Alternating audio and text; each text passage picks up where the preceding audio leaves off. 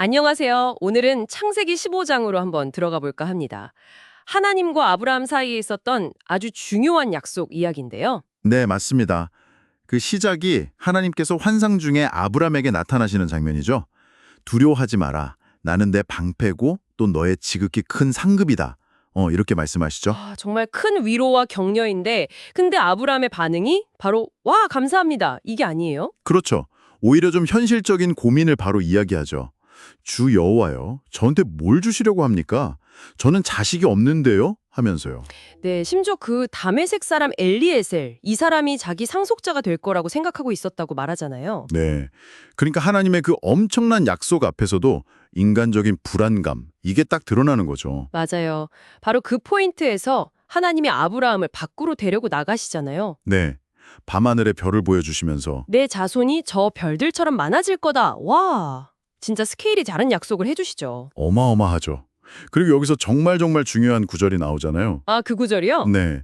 아브라함이 여호와를 믿으니 여호와께서 이를 그의 의로 여기시고. 이게 그냥 믿었다 해서 끝나는 게 아니라 그 믿음을 하나님께서 옳다, 의롭다 이렇게 인정해 주셨다는 거잖아요. 신학적으로도 굉장히 큰 의미가 있죠. 맞습니다. 이 믿음의 고백이 있고 나서 하나님이 또 다른 약속을 확인시켜 주시죠. 바로 땅에 대한 약속입니다. 아, 네. 갈대아 우르에서 이끌어내신 이유가 바로 이 땅, 가나안 땅을 주시기 위해서였다. 그렇죠. 근데 아브라함이 또 물어봐요. 네. 제가 이 땅을 소유로 받을 것을 무엇으로 알 수 있겠습니까? 하고요. 이번에도 어떤 구체적인 증표, 보증을 구하는 거죠. 이게 뭐 단순한 의심이라기보다는 워낙 큰 약속이니까 좀 확신을 갖고 싶어하는 그런 모습으로도 볼 수 있을 것 같아요. 이 질문에 대한 하나님의 대답 방식이 와, 정말 독특하죠. 네, 맞아요. 갑자기 동물들을 가져오라고 하시죠. 3년 된 암소, 암염소, 수양, 그리고 새들까지. 산비둘기랑 집비둘기 새끼요. 그리고 아브라함이 그 짐승들을 반으로 쪼개서 마주보게 놓잖아요. 새는 쪼개지 않고요. 네. 이게 잠깐 설명하면 그 고대 근동지방에서는 계약을 맺을 때 쓰던 방식이었어요. 아, 그 쪼갠 고기 사이로 지나가는 거요? 맞아요. 계약 당사자들이 그 사이를 지나가면서 만약 이 약속을 어기면 나도 이 짐승처럼 쪼개질 것이다. 이런 의미를 담는 거죠. 아주 무섭고 엄숙한 서약 방식이었어요. 와, 정말 목숨을 건 약속이었네요. 그렇죠. 그리고 이제 해질녘이 되니까 아브라함에게 깊은 잠이 임하고 큰 흑암과 두려움이 덮쳤다고 나오죠. 네, 약간 신비로운 체험인데요. 바로 그때 하나님이 미래에 대한 예언을 하시죠. 네.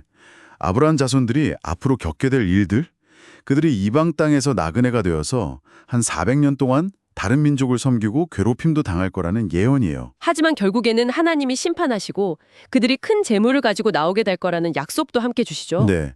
이게 딱 들어보면 나중에 이스라엘 백성이 이집트에서 겪을 노예 생활, 그리고 출애굽 사건을 미리 보여주는구나 싶죠. 놀랍도록 정확한 예언이에요. 아브럼 자신에 대한 약속도 있었죠. 그는 오래 살다가 평안히 죽을 거라고. 네. 그리고 자손들은 4대 만에 이 땅으로 다시 돌아올 것이다. 근데 그 이유가 또 흥미로워요.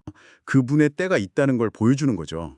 자, 그리고 이제 해가 완전히 지고 어두워졌을 때 가장 하이라이트 장면이 나오죠. 네, 연기 나는 화로랑 타는 횃불이 그쪽엔 고기 사이로 쑥 지나가는 장면. 아까 말씀하신 그 언약 의식인데 보통은 계약 당사자들이 지나가야 하는 거 아니에요? 맞아요. 보통은 둘 다 지나가거나 아니면 약속을 받는 쪽, 여기선 아브라함이 지나가야 할 텐데 여기서는 하나님을 상징하는 불과 연기만 지나가요. 와, 이건 정말 파격적인데요. 그렇죠. 이게 무슨 뜻이냐면 하나님께서 이 언약의 성취에 대한 모든 책임을 그냥 혼자 다 지시겠다는 거예요. 아브라함이 잘하든 못하든 이 약속은 내가 반드시 이루겠다. 이런 아주 강력한 선언인 거죠. 아, 그러니까 언약의 성패가 아브라함의 믿음이나 행위가 아니라 전적으로 하나님의 신실하심에 달려있다는 걸 보여주는 거군요. 바로 그겁니다. 그래서 성경도 그날의 여호와께서 아브라함과 더불어 언약을 세웠다. 이렇게 기록하고 있죠. 그리고 그 약속의 땅 경계도 아주 구체적으로 말씀해 주시잖아요.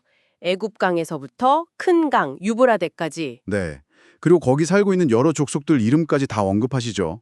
겐 족속, 그니스 족속, 감몬 족속, 헷 족속, 브리스 족속 등등 쭉 나오죠. 이 명단 자체가 하나님의 약속이 그냥 막연한 게 아니라 정말 실제적이고 구체적이라는 걸 강조하는 것 같아요. 맞습니다.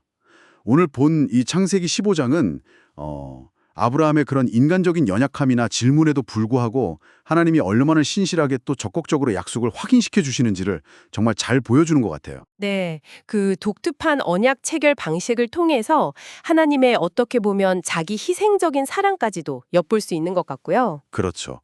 동시에 이스라엘 민족 전체 역사의 중요한 흐름을 미리 보여주는 예언까지 담고 있으니까 정말 의미가 깊은 장이라고 할 수 있습니다. 믿음, 약속, 그리고 미래에 대한 계시가 아주 웅축되어 있죠. 아브람처럼 뭔가 미래가 불확실하고 당장 눈에 보이는 증거는 없을 때, 그럴 때 보이지 않는 약속을 붙드는 믿음이라는 게 뭘까 한번 생각해 보게 되는 것 같아요. 오늘 이 강렬했던 고대의 약속 이야기가 어쩌면 지금 여러분이 가지고 있는 어떤 믿음이나 약속의 의미를 좀 새롭게 돌아보는 그런 계기가 될 수도 있지 않을까 싶네요.